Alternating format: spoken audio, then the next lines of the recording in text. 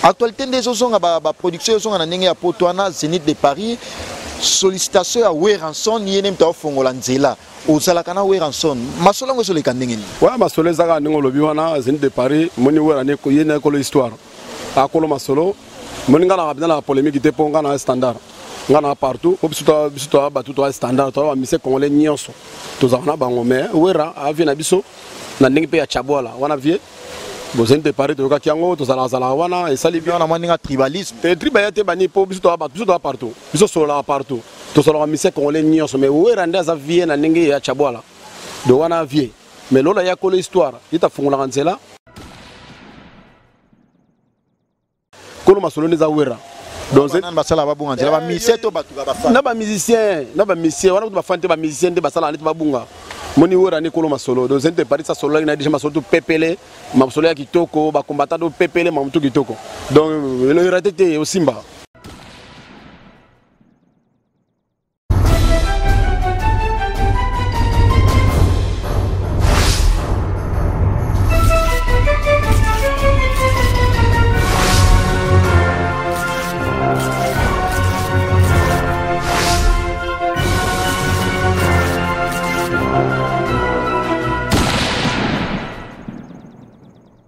Vous me suivez partout dans le monde, nous sommes bel et bien sur clebois.com, la chaîne d'actualité et d'information, ensemble avec Prince Bakali, l'espoir de la presse.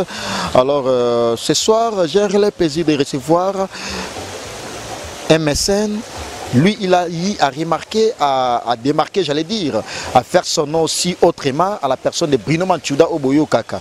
Il est Dakangi Barumbu. Azala beaucoup plus d'artistes musiciens, mais à l'occurrence aussi d'un artiste influent à la personne de Weranson Igou de la Forêt avec qui on va entretenir avec lui. Mais avant d'y arriver là, laisse-moi remercier les patrons de cette grande chaîne YouTube informative, clebois.com de la nation Tonton Banda. Continuez toujours à mandaliser Bango. Pichou Mangaya Boss Lady, merci beaucoup à toi, Herman Amporo Garçon Slim, et puis Marquis Ngangeli, chargé de la prise de vie. Ya Willy Moucheni, l'éternel code mondial. Comme je l'ai dit tantôt, je suis bel et bien avec Bruno Manchuda. Bonsoir. Bonsoir, Bakali. Alors, partout dans le monde, aux clebois.com. Impression les années la chaîne pour la première fois étant mécène aussi également. Et puis, aux influents à côté des artistes musiciens congolais. Ouais, merci, chaîne. Bon, actualité à trop. Même si on a trop dans la poto. Tellement aux actualités, bon, on en a choisi. Il y a non, faut solar à côté la presse Bakali pour actualité, les solo les à côté. Yone Makambo. Merci beaucoup Ndega Noto Lobana. Aux Amassa déjà Raoul Litono, le prince des diamants. Aux Amassa, aux ala beaucoup plus aussi l'artiste musicien Weranson Igou de la Forêt, mais bien que aux Amoutou Yabatutu. Actualité na minute eza Zénith de Paris, ma production et zongi na ndenge ya poto. Na yambio na qualité, il y a membre influent aussi aux ala na artistes musiciens et puis mécène de la musique. Actualité des zonga ba production zonga na ndenge ya poto na Zénith de Paris. Sollicitation à Weranson yene mta fongola nzela ozalaka na Weranson masolo ngo soleka ndenge ni wa masolo ezaka ndenge lobi wana Zénith de Paris moni werane ko yene ko histoire akolo masolo moni ngana na la polémique te ponga na standard ngana partout biso ba tout standard to ba mise congolais nyonso tozana bango mais wera avi na biso na ndenge pe ya chabola wana vie Zénith de Paris to kakiango to zala wana et sali bien na maninga tribalisme te tribalité bani po biso partout biso sola partout to sola mise congolais nyonso mais wera ndaza vie na ndenge ya chabola do wana vie mais lola ya ko l'histoire ita fungola nzela to soutenir que Zénith de Paris Simba et Simba po moni Zénith de Paris wana et au Simba pour faire Simba et Simba po ine ko Simba na to sola un tout petit peu parce que yonim to sala na batongo peut-être bosala mo ba réunion mo boye idéologie ngonde ba okeno bete la Zénith de Paris oyebi yango tebi phénomène ya ba combattant ba Kenny Mbumba arme lourd ba contredire ngate ba Gabriel Power ba Captain et puis ba Joël Kitengo aussi également ba yebi ba Eric Wadol Weranson n'a pas combattant, ça ne va pas. Est-ce que terrain d'attente pour que Weranson Zénith soit la confirmer, annoncer un peu dans la télévision, même dans les Loban. Mais oui, si on a contrat Zénith de Paris, on a confirmé pour si ma soleil salamé des gens. N'a pas combattant déjà PPL, ma soleil qui toko donc sans problème. Wara ni koloma solo, yena koloma solo, moni bat basala ne ba bunga nzela so ndeni ni me, koloma solo ne za wera. Donc c'est basala ba bunga nzela ba musicien to batuka ba fan. Na ba musicien, wana ba fan te ba musicien de basala ne ba bunga. moni wera ni kolo masolo donc zente Paris ça solo na déjà masolo pepele masolo ya kitoko ba combattant do pepele mamutu kitoko donc le raté au Simba. Alors Bruno Mantchouda partout dans le monde déjà on a présenté étant mécène et puis membre influent à la artiste mécène tout mais choix na yo ba te belé ba mona oga na Weranson pourquoi choix ya Weranson ka tribalisme na ndelo ba ke no système a tchabwala te ba mona ngana wera te ngaza na watanabe ngota mbanga tina pale na ye na fabrica sa mbanga tina ndaku neto na savane moi to tina ndaku na mbanga kitoko na zakana fali na ebo lotem mutu na kuti ya palin bango tu ba cappuccino fere kutu wana ndeko jide te kutu molopo wana ya jaki wana penado palin chabwala donc jide te ku ba bige yo na ebo sola sute bona mariage à Raoul Tono mona kiete le mariage à Raoul Tono mona kiete le prince de Diamant Raoul Tono oui boy mariage à Laina Romeo Golf oui on mona jide te mona jamais rose te wana baba na palin mona bango te jide te mona wana vient na palin wana ya jaki wana ya palin d'un mot tour na palin moi je moi ni biga nezala donc biso doit partout ba mise congolais tout faire ndete te bon pour nité faire gola mutu na biso yala na biso tina batanga ba passe ba savane moi tazo matanga na kinya ba tout ba yebiango faire gola kuta yana butu butu wana bani donc et puis après ça mon ebele pas savane moi tu vas to ko lobela ngote ayana butu wana en pleine matanga mona maya wala sala nini après ça faut savane mbongo na buta paye $2000 dende baloba ke feka kabate wana ba mensonge ba ko saka ngana zalanga mu présent savane ku fela mona na yeba tout ba yebiango wa que ton homme repose en paix, tu vas bien faire gola yana butu le même jour mona kufa faire yana butu wana et puis yana femme na mère parler na lifanto faire aller là na biso ilongo et puis na butu wana a solo là sa banque pour miso bala karabato non le galbi na banque ya solo sa banque. So parlons de ça un tout petit peu parce que bato nyos to ba biso ba comprendre que yo oza mécène ndebo ala na monde ya mécénana bo kabila ba mise ba mbongo bo sunga ka bango par rapport pe à activité na bango so bo zipe problème à sincère ané za la pe pa na bino te balanda après venir au monde mariage à Raoul Tono ko balanda sasa Raoul Tono am takala Angola à Paris puis à para français Raoul Tono ya Karine Biasaka abeta tout na Paris aye a préparer mariage à ça mariage am monde ba mise congolais ba yaki ba o musu bazala ki ate ba benga ki peto za ate ba recruter former o bazala ki na parler lakini ba yaki to zana bango longo to kabuli moi ji moi nini to carotte yo zala ki o yebi masolo donc o to zana bango biso to za bato to liaka na bango moni bato so bazwa mise congolais mutu mo osuye ka o kabele so biso liaka na bango ba o to liaka na bango ba yaki to partager na bango na bana merci beaucoup Bruno Mantchouda na clôturer na yote na ressources na yote ça pour autant na clôturer na mais na au moins na moni mutu mo ki na Jeep wana Raoul Tono le prince des diamants c'est en exclusivité sur clebois.com Tono oh boye bani mais mutu na pena au 2018 Bruno Mantchouda na Raoul Tono bo ala pe bapi na biso famille akini bio pena mambutuye ya solo alors Bruno Mantchouda comme dans sana Raoul Tono yo invité nanga parce que j'avais eu à commencer avec Bruno Mantchouda qui est mon invité par coïncidence na monde que Raoul Tono a cotipé a kotika na gens pe na ndenge émission na biso après ça moi information clé au azana parce que Prince Bakali na lobisa abatu wane loka sika faut biso lobela so mamote po yekolo histoire Raoul Tono na ebige no aux ala un peu moins réservé au linga moins visibilité té mais étant diamantaire homme d'affaires aussi également message n'européen ça par rapport à mariage nayo ou c'est pas ça qui na Romeo Golf par rapport à bateau bazala kinayo et puis au bailleur soutenir yo de près et de loin message clé parce que on va réaliser une émission spéciale avec toi au meka un peu expliciter sur concernant affaire ya diamant mais les émissions en télé les na linga qui un peu na lobiso muke mais na moni aux appréciés un petit message par rapport à événement nous c'est pas ça juste na remercier ka bateau va soutenir ngai bato ba soutenir nga na mariage na ngai o bazala na ngai donc juste na remercier bango message na remercier famille na ngai famille Tono na remercier famille Biasaka famille mère quoi famille Biasaka madame ouais famille Scram Richard Scram Awele on a délégation à Paris bayaki Richard Scram Awele Janice Scram Galiano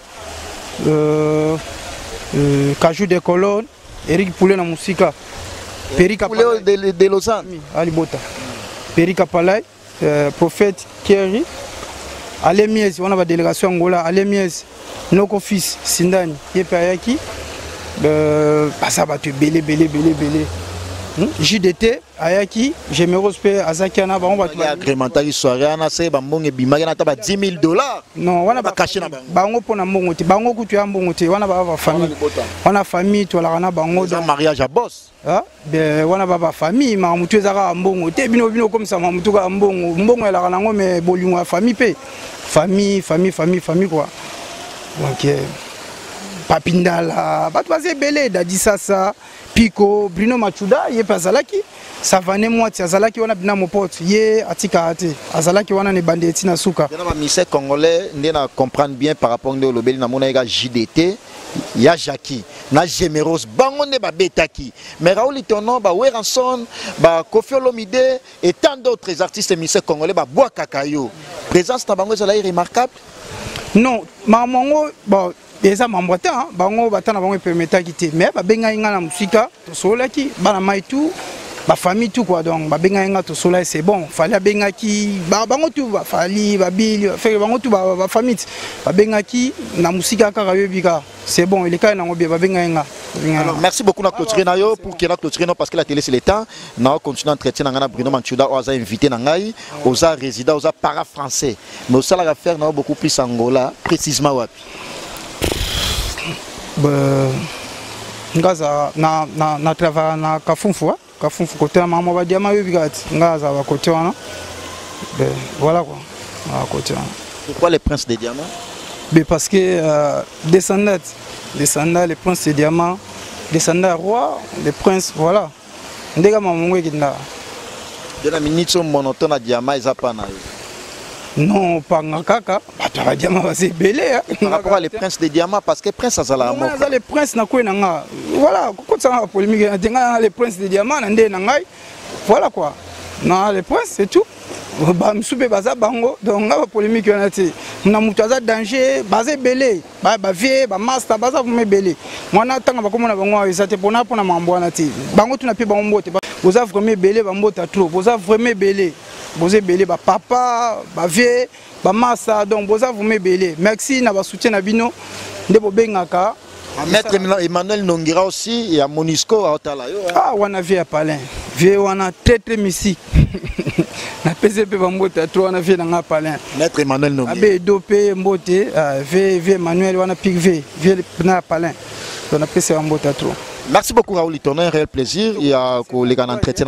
Ça la boulot no bien, en tout cas courage, continuez à bon, pas de polémique, c'est bon, merci, au revoir. Merci beaucoup, lui c'est Raoul Itono, le prince des diamants appelé autrement. C'était un réel plaisir pour moi de lui faire parler aussi sur clebois.com, la chaîne d'actualité et d'information. On continue toujours notre entretien avec Bruno Machuda, mais au moins on va chuter avec lui parce que c'était vraiment l'essentiel de l'actualité concernant une grande production de l'artiste et musicien Weranson Igo de la Forêt qui va prester au Zénith de Paris. Mais au moins par coïncidence, Raoul Itono, le prince des diamants aussi, a salué ce plaisir et a un tout petit peu dans le micro à clebois.com. Alors Bruno Machuda, qui mécène na bino pe boala na moi symbiose boala na bolingwe na moni na comprendre que non na Raoul Itono pe quand même ça va. Non, on a parlé du beau temps, il y a le na lobité.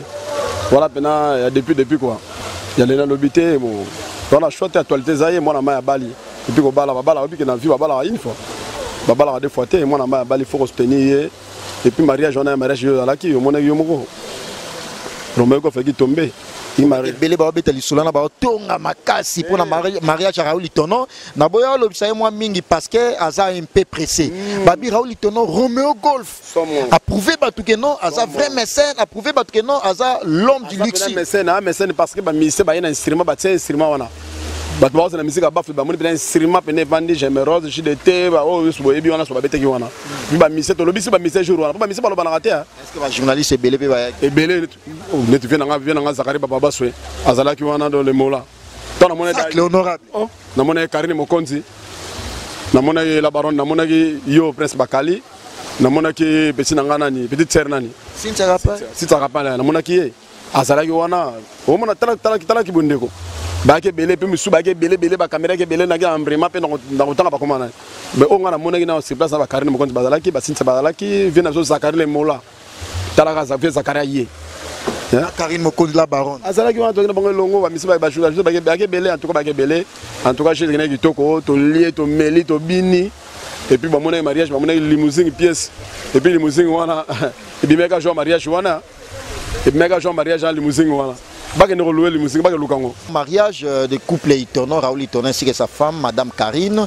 Prince Bakali, l'espoir de la presse, Nazalagiwana, na Kendagi étant journaliste d'investigation, chroniqueur de la musique, na vivre événement.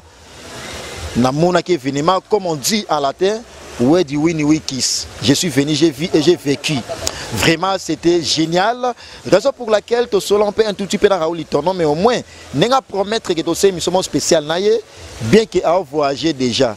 Mais à promettre dans une semaine à Ozalanakin, à mission de service, on a profité pour que nous ayons beaucoup plus d'avantages concernant aussi Mamba Diamant, mais au moins pour boucler la boucle ensemble avec Bruno Machuda, partout dans le monde. Na mona ki na mariage, au mona ki aussi na mariage, où est-il l'événement na ministre na nenga Kisasa, bino ba mécène, délégation de partout bazala na Kino aussi également. Qu'est-ce qu'on peut retenir? Un dernier message par rapport à l'événement qui s'est passé na Romeo Golf. Non, l'événement zaka faut remercier bateau ba soutenir biso na mariage à Raoul Itono. Parce que mariage à Raoul Itono c'est mariage net yangai. Donc exemple na ngapo na libota. Donc faut remercier ka bateau ba utaki partout dans le monde, ba utaki Luanda, ba utaki Mikili, ba utaki Namibie, de Djoubek, de partout faut remercier bango. Donc eux apena toujours chiter peut-être qu'il faut remercier ka bateau ne so ba ko soutenir biso na mariage. Avant comme un remerciement mais au moins tu es Raoul Itono aza para français, madame na ina bana basala na France mais asala musala ni na Angola. Parce qu'on a sali mariage au boy, à novembre à Paris ou toujours place à musala ni à la Luanda. Avant à Paris ndengeni. Il y a ça para français. Il y a ça la musala ngwa. Ni to so no boy, lobby déjà lobby. Ah OK Mikili. Le ba de Mikili net ka la marque à repos. Pour mère zakiti. Mère boraki. Yesu kazaï moi la moitié moi mukie moi 2-3 jours 4 jours le ber aux adana Mikili. Le ber bora Mikili. Après Mikili obetama 2 semaines à marque au talabana. 2 semaines à zo musala na Luanda. Ye musala ya Angola. Merci beaucoup Bruno Machuda, parce que ya Willy Moucheni l'éternel code mondial le président Dani Chandou, merci beaucoup à toi. Niclet K a trop d'avance, merci beaucoup Niclet K a trop d'avance. Lissi Balingi mon ami personnel et puis Virginia Marula ya Mundele ya Pembe na Katsa Panama. Enfin, merci beaucoup à toi et Georges Dikouma les patriages. Georges Dikouma les patriages, merci beaucoup à toi, merci beaucoup et sans oublier encore avec force les Londoniens. Vicky Mbelani, les Londoniens, Vicky Mbelani, merci beaucoup à toi. Et je remercie infiniment, sans oublier mon ami personnel Kersi Maël et l'international. On a clôturé par rapport à la dédicace parce que on a un site influent, cleboa.com, Pichu Manga Boss Lady, Salagawana, de la nation Tonton Banda. Bandalisé, toujours Tonton Banda de la nation. Herman Ampol aussi également, on a clôturé. Ouais, merci. Je te remercie quand tu remercies dans l'Israël en Angola. Tu remercies l'Israël en Angola et puis tu remercies Godé Modoko Feti. Et parce que tu as Raoul Itono, sans oublier Godé Gouzuela, Dadi Sasa, Beken Umberto d'Irlande, Daninzila, Didier Chomoto Nzambe, et puis Maître Didier Bopore en Angola, Gabi Lubangi, Ipomo Fouele, Adonis Kinga. Et puis c'est ça quoi, tu remercies et puis sans oublier on remercie Bananga, Liboso na Banamona Raoul Liboso, Joy Itono. On a donc moi héritier du trône. On a héritier mon bande université, faut remercier sans oublier à Jos